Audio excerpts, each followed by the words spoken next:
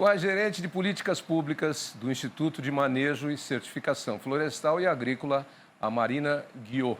Vamos falar exatamente sobre tecnologia de rastreio na pecuária brasileira. Marina, bom dia. Bom dia, Otávio. Tudo bem? Tudo bem? Eu falei que o mundo está ficando chato é por uma série de coisas que andam acontecendo e eu não sou contra rastreabilidade, controle de origem, etc e tal, mas é que as coisas têm sido muito exacerbadas no mundo hoje.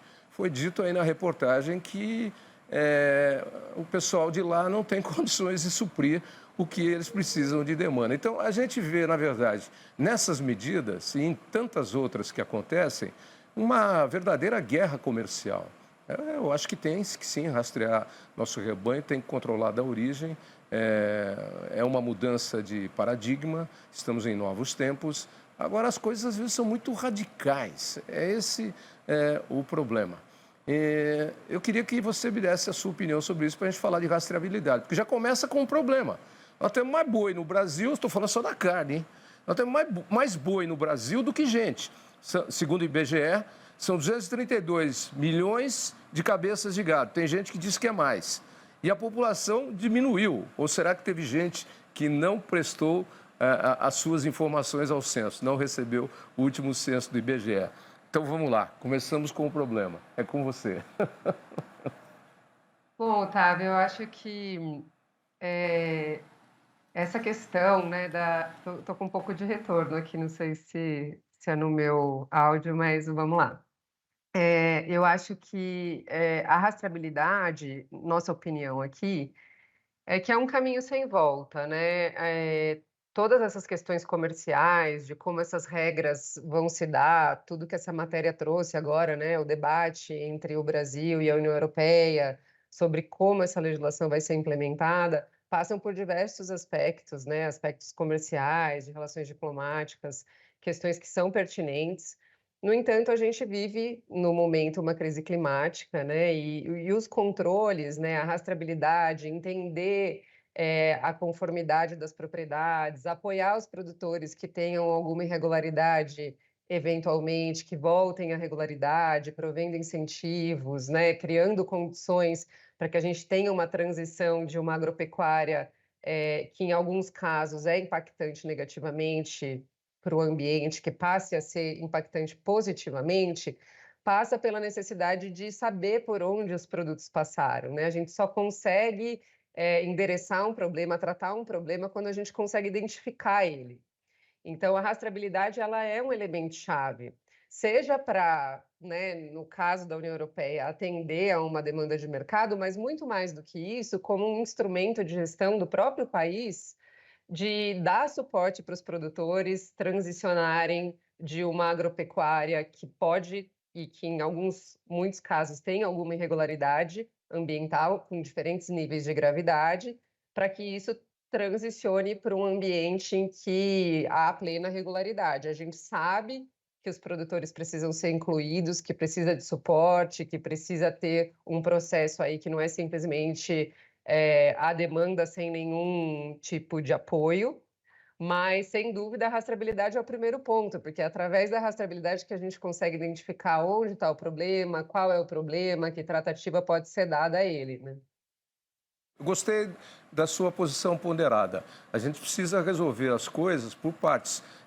Vamos mapear tudo e aí depois vamos identificar. Nem quando você quer fazer um tratamento ou se você vai mudar a sua dieta alimentar, ninguém manda você mudar da noite para o dia. Você vai fazendo as coisas paulatinamente. Assim é a regra da vida. Porque se tudo está como está hoje, é porque já vem andando assim e foi aceito assim durante tempos e tempos e tempos. Então não dá para simplesmente passar uma canetada e dizer a partir de hoje não é mais isso.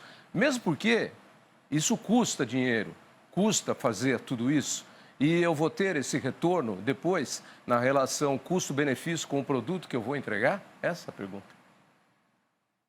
Eu acho que o país, ele tem a gente vive um momento muito oportuno, né? O Brasil é um dos maiores produtores de commodities agrícolas e, ao mesmo tempo, é o país, talvez, com maior ativo ambiental do mundo, né? Então, isso deveria ser visto como uma vantagem do nosso agro, né? A gente apostando nisso, criando condições de valorizar o que a gente tem de ativo, de apoiar, né, essa transição de quem está irregular para uma regularidade, é a gente valorizar o que a gente tem de ativo e o que a gente tem de positivo na agenda ambiental. Então, eu entendo que a gente investir em rastreabilidade e em monitoramento socioambiental e em apoio aos produtores para regularização é uma agenda positiva para o agro brasileiro e uma agenda de soberania nacional também, né? Então, somos nós que avaliamos a nossa produção, somos nós que categorizamos os produtores entre regulares e irregulares, somos nós que apoiamos os produtores a voltarem para a regularidade. Então, na nossa visão, né, e o nosso trabalho do Imaflora tem sido de apoiar a implementação de políticas públicas de rastreabilidade e monitoramento socioambiental no nível federal e subnacional, como, por exemplo, o caso do Pará, é justamente apostando que sim, a gente tem uma avenida aí de oportunidades, tanto para a agenda socioambiental, mas também econômica para o agro. Porque, de fato, é um produto diferenciado, né? A gente pode se colocar dessa forma e valorizar esse ativo ambiental. E especificamente no caso do Pará, que você citou e está aí, é o segundo maior rebanho do país. Tem 24.840.000 cabeças de gado. E está numa zona de conflito justamente por estar dentro do bioma amazônico, que é muito visado justamente nessa questão da rastreabilidade. Como é que vocês estão enfrentando isso e como é que é esse processo de rastrear desde o nascimento até o abate para que vá o certificado dentro de um QR Code impresso na embalagem do produto final? Bom, o governo do Pará, ele se propôs, né, a lançar esse programa de rastreabilidade individual, de todo o rebanho até o final de 2026. O primeiro boi foi brincado no mês passado em Xinguara. É um programa de rastreabilidade em que cada animal individualmente vai ser identificado e que tem atrelado a esse programa a avaliação da integridade das propriedades, né? Então, entender como que as questões socioambientais acontecem dentro da propriedade. Esse programa prevê um processo de requalificação comercial de produtores que tenham eventuais irregularidades e um pacote também, uma outra frente que é de fortalecimento da cadeia, que é de promover o aumento da produtividade das propriedades, incentivos para os produtores aderirem a esse programa. Então, é um programa que ele tem essa visão mais holística do problema, né, de entender que, ok, precisamos rastrear e avaliar e colocar luz nos problemas, mas também temos que trazer luz para soluções. Isso tem sido uma abordagem que tem tido um caminho de aderência, né, e de diálogo com o setor produtivo, com os produtores. Tem muita coisa que está sendo trabalhada e criada ainda. Esse programa ele conta com um conselho gestor que prevê que tenha a participação de todos os atores da cadeia e da sociedade civil, buscando dialogar quais são os caminhos efetivos para essa implementação. Então, a participação de todas as partes interessadas é que vai criando um ambiente de viabilidade política e econômica desse programa. Eu gostei disso, com a participação de todos os atores em cada uma das etapas ou em cada um dos palcos em que eles estão situados, porque são realidades diferentes, né? Às vezes não é a quantidade de gado que um... Travou um pouquinho, mas acho que já destravou. Está me ouvindo? Tá. Travou? Tô. Mas já destravou. Às vezes não é a quantidade de gado que a pessoa tem. Pessoas numa mesma situação de rebanho, de quantidade de animais, podem estar em situações diferentes. Por isso é importante ouvir todos os atores aí da cadeia produtiva e dialogar. Você praticamente respondeu a minha próxima pergunta, que seria exatamente essa. Se isso é uma decisão tomada, é um plano desenhado, ou ele está sendo desenvolvido com a participação de todos os atores. E a sua resposta me satisfez plenamente. E outra coisa, é muito interessante você verificar que também em áreas do próprio estado do Pará, e nós estamos falando especificamente do Pará, você tem situações diferentes de acessibilidade, de sanidade, embora tudo tenha que ser de uma mesma maneira, tenha um padrão a ser seguido, você tem que corrigir as coisas. Quanto tempo vocês acham que demora para fazer um programa desse de implementação? Não vai ser no tempo que a União Europeia quer que a gente faça, né? Porque não dá para fazer da noite para o dia. Voltamos ao nosso primeiro questionamento, né? Bom, o programa ele tem como meta, que a realização da brincagem dos animais aconteça até o final de 2026. Ela é uma meta ambiciosa, dado o tamanho do rebanho, né, como você disse, mas, o que traz as possibilidades de que isso aconteça é exatamente a participação de todos esses atores, né, de todos os atores da cadeia, trazendo não apenas o apoio, e o engajamento para que o programa se viabilize, mas também recursos, né.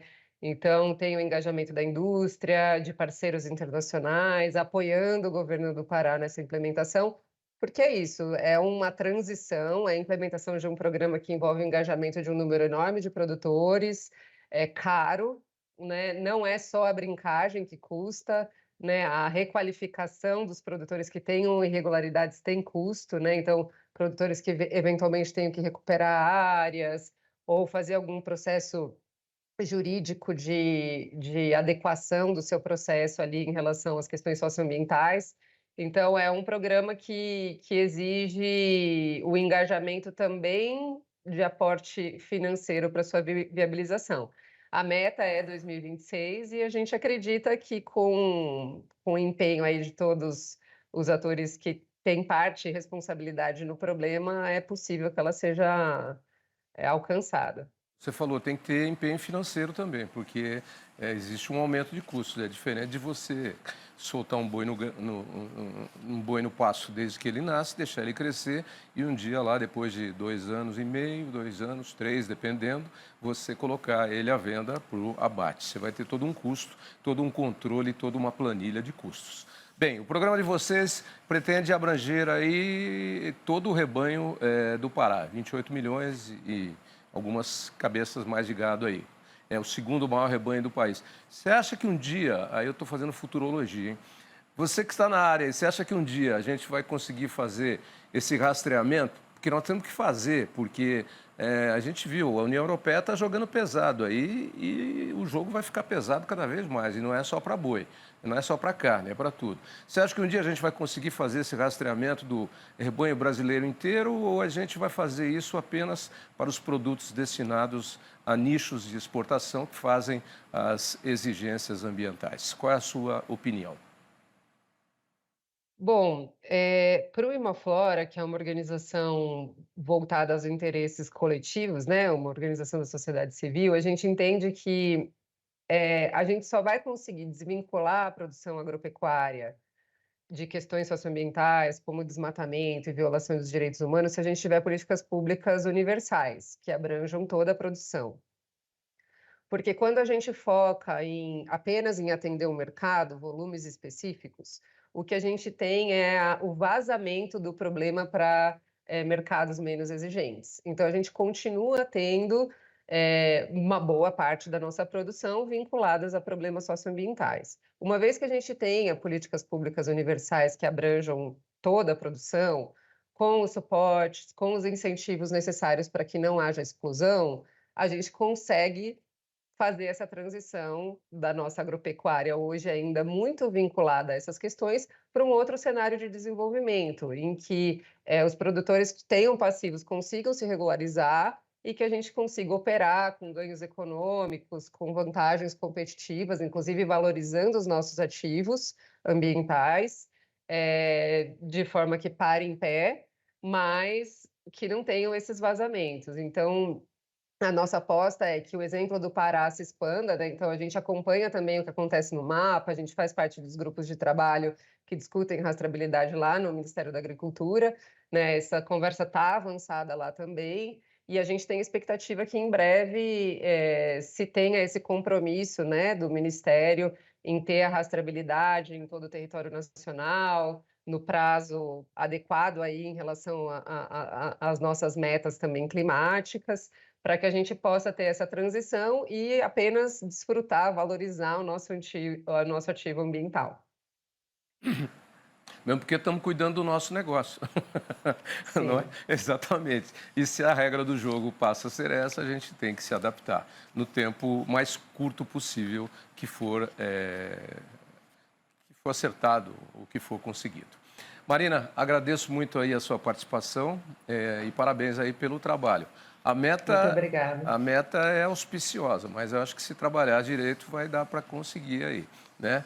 Agora, você falou uma coisa que me preocupa muito: política pública universal. Conceito alinhado no mundo moderno está uma coisa difícil de ter hoje em dia. É só a gente ver o que está acontecendo nesse momento no Oriente Médio, onde sempre aconteceu, mas está. Eu vou até usar uma palavra que gramaticamente não é muito aceita, mas é correta. Está mais pior do que já foi. Então, mas vamos ter que trabalhar, porque eu acho que é a questão de cuidar do nosso negócio. Muito obrigado pela sua participação, as informações. E para quem quiser saber um pouquinho mais, já para ir abrindo aí em outros lugares do Brasil uma luz sobre isso que o Pará já está fazendo, qual é seu endereço de internet? Meu endereço é marina.guyot, GUYOT, @imaflora.org. Ok. Estamos à disposição. Muito obrigado. Uma ótima Obrigada, quarta-feira para Fábio. Um você. abraço. Tchau, Tchau, Marina. tchau.